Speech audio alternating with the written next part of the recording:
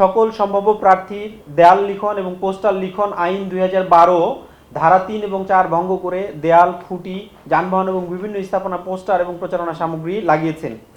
প্রচারণার জন্য অনুমোদিত সময়ের আগেই দলগুলোর সম্ভাব্য প্রার্থীদের বিপুল পরিমাণ অর্থ ব্যয় আমরা লক্ষ্য করেছি। সার্বিকভাবে 33.8%। প্রার্থীর নির্বাচনী ব্যয়সীমা অতিক্রমের তথ্য আমরা সংগ্রহ করতে পেরেছি। ব্যয়সীমা অতিক্রান্ত প্রার্থীদের গড়ে 1,61,61,310 টাকা পর্যন্ত ব্যয় করেছেন, যা আমরা সংগ্রহ করেছি। এই তথ্যগুলো 4 ডিসেম্বর 2025 থেকে 1 ফেব্রুয়ারি 2026 সময়ের মধ্যে।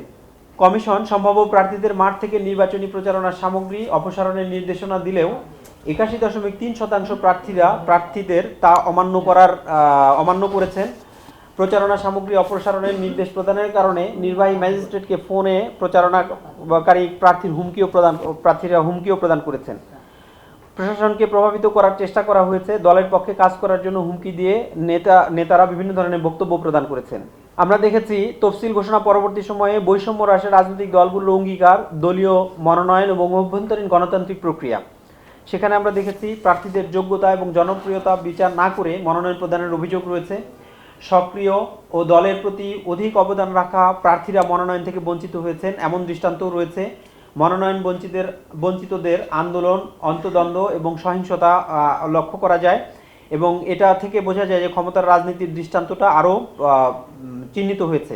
জুলাই সনদে 5% নারী প্রার্থী মনোনয়নের অঙ্গীকারের পর বাস্তবে দলীয় মনোনয়নের ক্ষেত্রে নারীদের উপেক্ষা করা হয়েছে।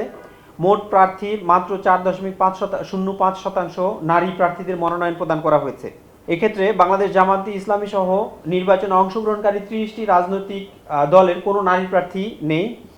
বিএনপির 2.8%, জাতীয় পার্টির 3.1% এবং এনসিপির 6.3% নারী প্রার্থী মনোনয়ন প্রদান করেছে।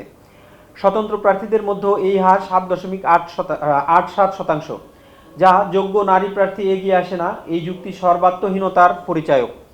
দলের মধ্যেও যোগ্য নারী প্রার্থীকে যোগ্যতা সত্ত্বেও জোটগত স্বার্থসহ ক্ষমতার রাজনীতির কারণে বঞ্চিত করার অভিযোগ রয়েছে। তুলনামূলকভাবে ছোট দলগুলোর কোনো ক্ষেত্রে নারী মনোনয়নের হার বেশি লক্ষ্য করা যায়। নারী প্রার্থীদের প্রচারণায় বাধা প্রদান, অশালীন, নারী বিদ্বেষী মন্তব্য ও প্রচারণা সামগ্রী ছেঁড়া এবং সামাজিক যোগাযোগ মাধ্যমে অধিকতর অশ্লীলতা এবং ধর্মান্ধ হয়রানির অভিযোগও রয়েছে। তফসিল ঘোষণা পরবর্তী সময়ে দেখেছি রাজনৈতিক দলগুলো এবং স্বতন্ত্র হিসেবে মোট প্রার্থীর 3.91% ধর্মীয় এবং জাতিগত সংখ্যালঘু সম্প্রদায়ের প্রার্থীর মনোনয়ন দেওয়া হয়েছে। এর মধ্যে স্বতন্ত্র 12 জন এবং নারী প্রার্থী 10 জন।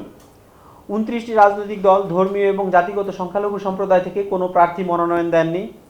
সিপিপি থেকে 63 জনের মধ্যে 17 জন ধর্মীয় এবং জাতিগত সংখ্যালঘু, বিএনপি থেকে 289 জনের মধ্যে 6 জন, বাংলাদেশ জামায়াতে ইসলামী থেকে 228 জনের মধ্যে 1 জন, এনসিপি থেকে 32 জনের মধ্যে 1 জন প্রার্থীর মনোনয়ন প্রদান করেছেন।